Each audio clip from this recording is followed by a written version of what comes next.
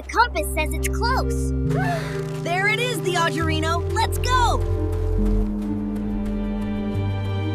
Guide, we are about to embark on a thrilling journey into the vast, sandy unknown. Together, we're going to uncover the secrets of one of the desert's most fascinating, most mysterious, and honestly, most wiggly legends. So make sure your shoelaces are tied tight, your canteens are full, and your explorer hats are securely fastened, because we are heading straight into the wild. Okay, let's dive right into this. Grab your gear, Junior Explorers. Today we're tracking a legend in the desert sand. Are you all ready to learn about a creature so legendary, so massive, and so bizarre that it practically turns the earth into a giant sandbox? I can hear you cheering from here.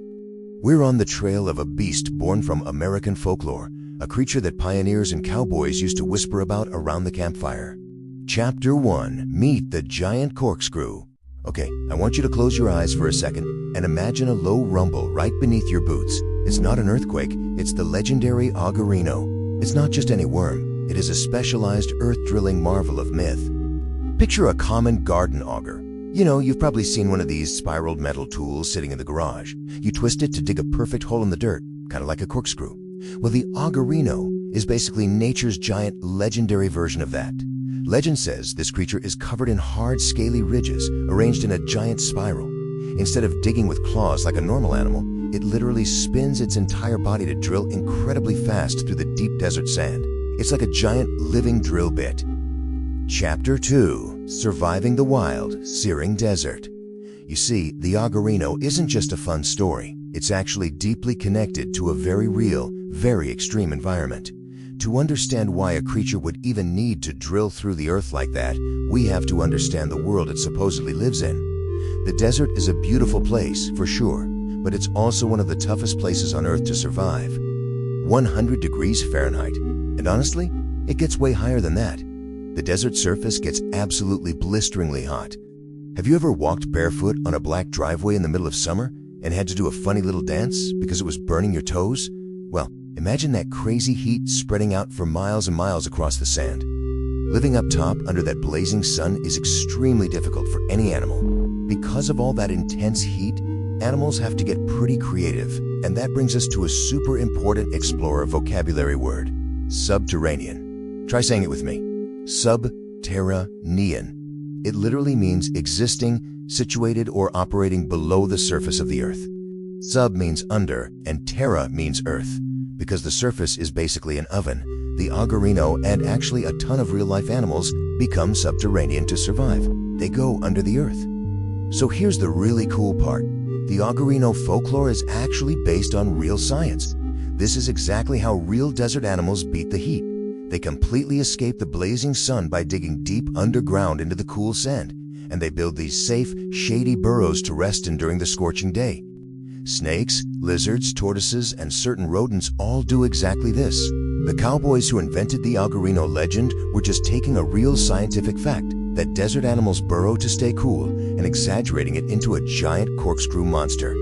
Chapter 3. Augerino's Safety Rules. Okay, I need everyone to pay very close attention right now. Should you ever feel that telltale rumbling beneath your boots out in the wild, you need to know exactly how to survive an encounter with our legendary subterranean friend. I'm not joking around here, people. Safety first. Here are our highly scientific expedition safety protocols. Step 1. Check your boots for scorpions. I mean, that's just good common sense in the desert anyway. Step 2. Never, ever walk in a straight line. You must always zigzag. Why? Because it completely confuses the Augerino's radar and makes it super dizzy. And step 3, perhaps the most important rule of all, absolutely no snoring when you're sleeping in your tent.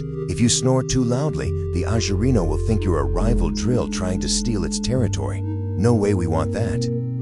Chapter 4. Explore Pop Quiz Time. Phew, you survived the safety briefing.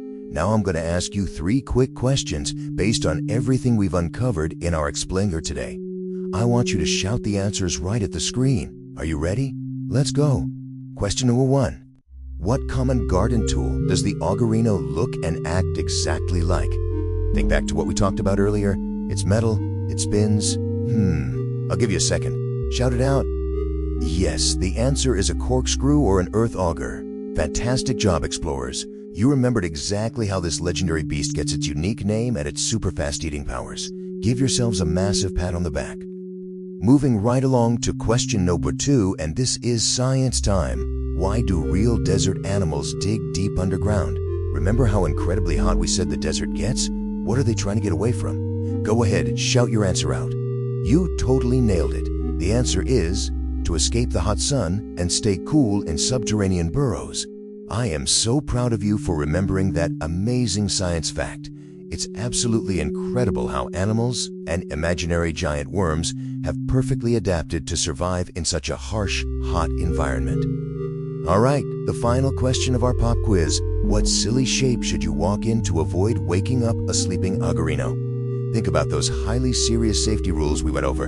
I'm actually doing the walk right now behind my microphone, stepping this way, then that way, trying to confuse the vibrations. What's it called? Ah, you got it. A zigzag line. That is officially the absolute best way to dizzy up a giant sand-drilling worm.